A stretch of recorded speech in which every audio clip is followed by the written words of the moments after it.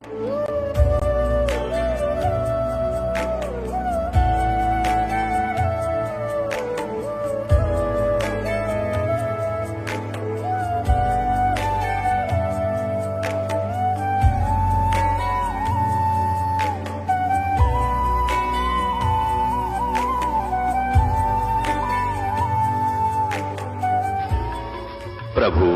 राम देव भगवान अल्लाह खुदा ईश आदि नाम एक ही शक्ति के हैं। वो कैसा है, कहां है, कैसे मिलता है, किसने देखा है? ये प्रश्नवाचक चिन्ह पूर्ण रूप से हटाने के लिए अवश्य सुनिए जगत गुरु तत्वदर्शी संत रामपाल जी महाराज के अमृत वचन सर्व पवित्र धर्मों के पवित्र शास्त्रों के आधार पर। कृष्ण जी काल नहीं थे। उन्होंने पहले कभी अपने आप को काल नहीं कहा, उसके बाद कभी काल नहीं कहा। और ये कहना कि मैं अब प्रवृत्त हुआ हूं, श्री कृष्ण तो पहले वहां विद्यमान थे। इसका नाम काल है। परमात्मा ने आकर बताया है, जो सबके पिता हैं, सबके जनक हैं, कि इस काल को 1,00,000 मानव शरीरधारी प्राणी नित्य खाने पड़ते हैं। उसके लिए सब अपनी व्यवस्था करवा रहा है। अपने तीनों पुत्रों से रजगुण युक्त ब्रह्मा जी को कर रखा है, सतगुण युक्त विष्णु जी को और तमगुण युक्त श्री शिव जी को, शंकर जी को। इन तीनों से ही ये सब व्यवस्था अपनी करवा रहा है। ब्रह्मा जी से निकल रही तरंगों, उसके अंदर से निकल रही उस वासना से हम सभी जीव प्रभावित होते हैं और संतान उत्पत्ति करते ही करते हैं। विष्णु जी के अंदर से निकल रही सतोगुण की तरंगों, उसके अंदर वो वासना निकलती है जिससे हम प्रभावित होकर के यहां एक दूसरे के साथ मोह के अंदर, ममता के अंदर ग्रस्त रहते हैं। हमारे बस की बात नहीं कि हम यहां से ये मोह हटा सके। तो आप तीसरा जो भगवान है श्री तमोगुण युक्त शंकर जी की आप कार्यशैली से परिचित हैं कि वो संहार करते हैं। किस लिए करते हैं?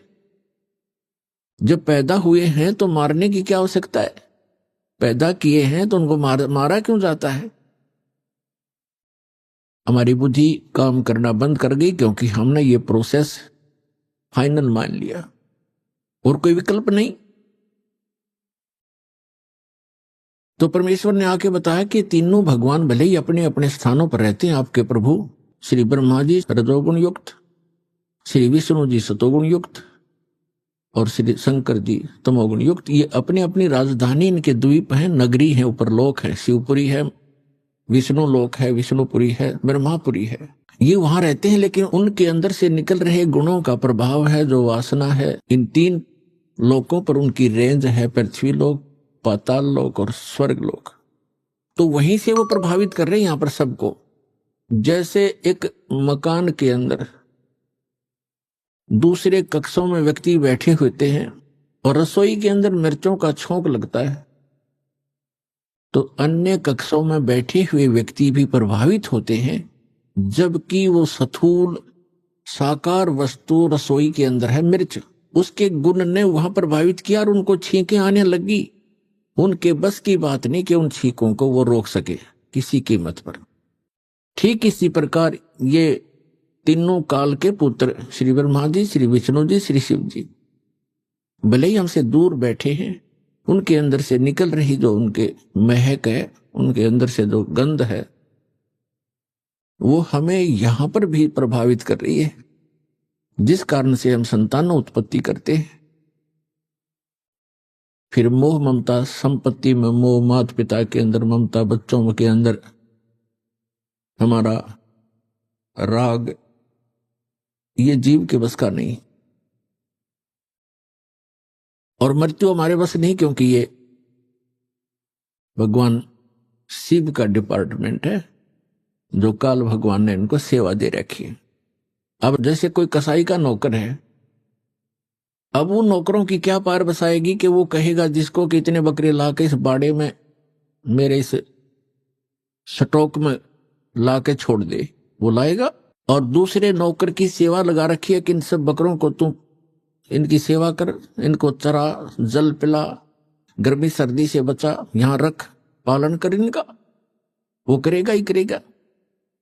और तीसरे नौकर की उसने ड्यूटी लगा रखी है कि तुम मुझे जितने आवश्यक हो निकाल के यहां ला, इनको काट और सप्लाई करो। तो उनके बस की बात नहीं है, वो कितने नेक व्यक्ति हों वो तीनों नौकर, लेकिन वो अपनी ड्यूटी को करनी ही पड़ेगी। इसी प्रकार ये तीनों देवता इस काल कसाई के, काल भगवान के पुत्र और साथ में नौकर हैं, व्यवस्थक हैं। और पुण्यात्माओं,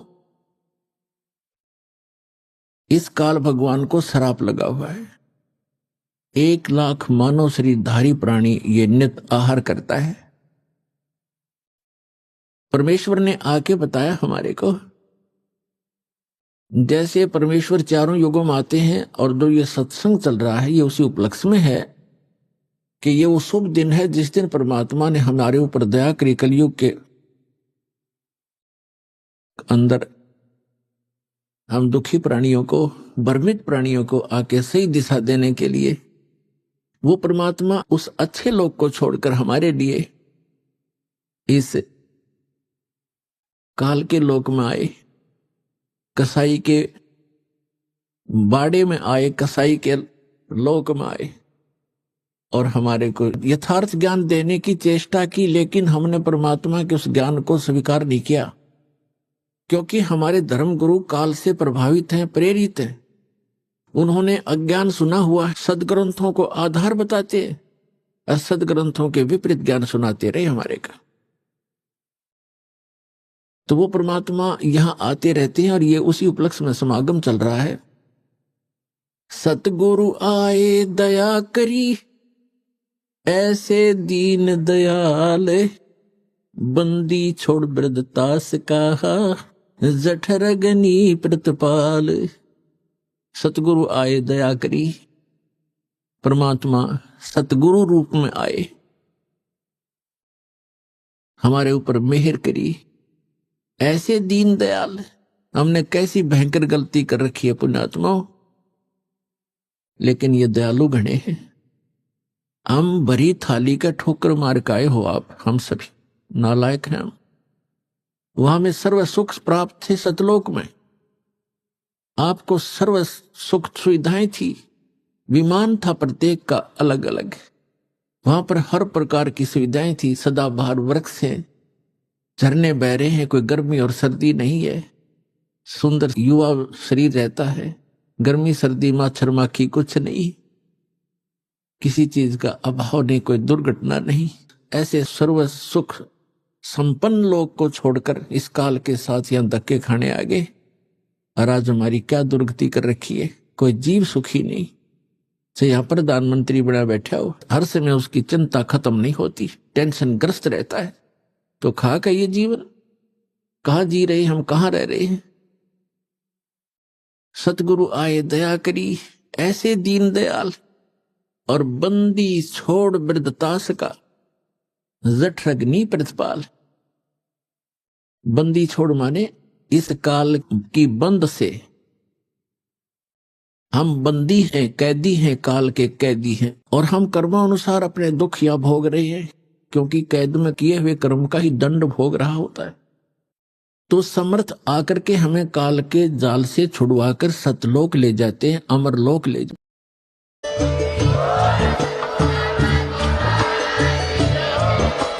आप सुन रहे थे जगत गुरु तत्वदर्शी संत रामपाल जी महाराज जी के मंगल प्रवचन। अधिक जानकारी के लिए विजिट कीजिए हमारी वेबसाइट www.jagatgururampalji.org। संत रामपाल जी महाराज जी के शुभ आशीर्वाद से पूरे विश्व भर में 500 से भी ज्यादा नाम दीक्षा केंद्र हैं, जिन पर संत रामपाल जी महाराज जी द्वारा ऑनलाइन निशुल्क नाम दीक्षा दी जा रही है। अपने नजदीकी नाम दीक्षा केंद्र का पता करने के लिए संपर्क करें 8222880541।